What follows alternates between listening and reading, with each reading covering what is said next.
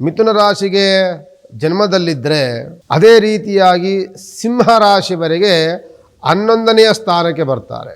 ಇನ್ನು ಮಿಕ್ಕಿದ ಫಲ ಯಾರಿಗೆ ಸಿಗುತ್ತೆ ಅಂತಂದರೆ ಸಿಂಹ ರಾಶಿವರೆಗೆ ನೋಡಿ, ಜನ್ಮದಲ್ಲಿ ಬಂದು ಕೇತು ಕೂತ್ಕೊಳ್ತಾರೆ, ಅಷ್ಟಮದಲ್ಲಿ ಶನಿ ಇರ್ತಾರೆ.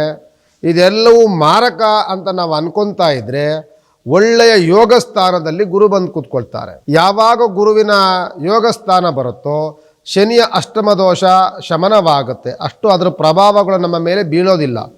ಮತ್ತು ಜನ್ಮಕ್ಕೆ ಬಂದಂತಹ ರಾಹು ಸಹ ಬಹಳವಾದಂತಹ ಸಂಕಷ್ಟವನ್ನು, ಸಮಸ್ಯೆಯನ್ನು, ಆರೋಗ್ಯದಲ್ಲಿ ವ್ಯತ್ಯಾಸಗಳನ್ನು ಮಾಡಲಿಕ್ಕೆ ಪ್ರಯತ್ನ ಪಟ್ಟಂತಹ ರಾಹುಗ್ರಹವೂ ಸಹಿತ ಅಲ್ಲಿ ಶಮನವಾಗುತ್ತೆ.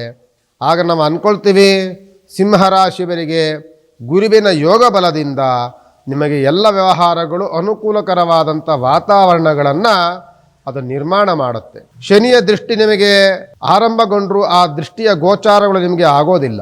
ರಾಹುವಿನ ಚೇಷ್ಟೆಗಳು, ಕುಚೇಷ್ಟೆಗಳು, ಶತ್ರು ಬಾಧೆಗಳು, ಆರೋಗ್ಯದಲ್ಲಿ ವ್ಯತ್ಯಾಸಗಳು ಅತಿಯಾಗಿ ಕಾಡೋದನ್ನು ಕಡಿಮೆ ಮಾಡಿಕೊಳ್ಳುತ್ತೆ.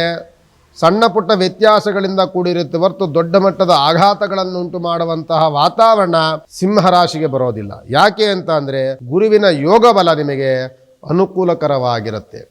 ಶುಭ ಕಾರ್ಯಗಳು ತುಂಬ ಚೆನ್ನಾಗಾಗುತ್ತೆ. ವ್ಯವಹಾರಗಳು ತುಂಬ ಅನುಕೂಲಕರವಾಗುತ್ತೆ. ಪ್ರಯತ್ನಿಸಿದ ಕೆಲಸಗಳೆಲ್ಲವೂ ಸಹ ಸಕ್ಸಸ್ ಆಗುವಂಥ ಸನ್ನಿವೇಶಗಳು ಕೂಡಿ ಬರುತ್ತೆ. ಕೋರ್ಟು ಕಚೇರಿಗಳ ವ್ಯವಹಾರಗಳಿದ್ದರೆ ನಿಮಗೆ ತುಂಬ ಅನುಕೂಲಕರವಾದಂತಹ ವಾತಾವರಣ ನಿಮಗೆ ನಿರ್ಮಾಣವಾಗುತ್ತೆ. ಶತ್ರುವು ಶಮನವಾಗುವಂಥ ಯೋಗವನ್ನು ತಂದುಕೊಡ್ತಾರೆ ಸಿಂಹರಾಶಿಗೆ ಗುರುಗ್ರಹ.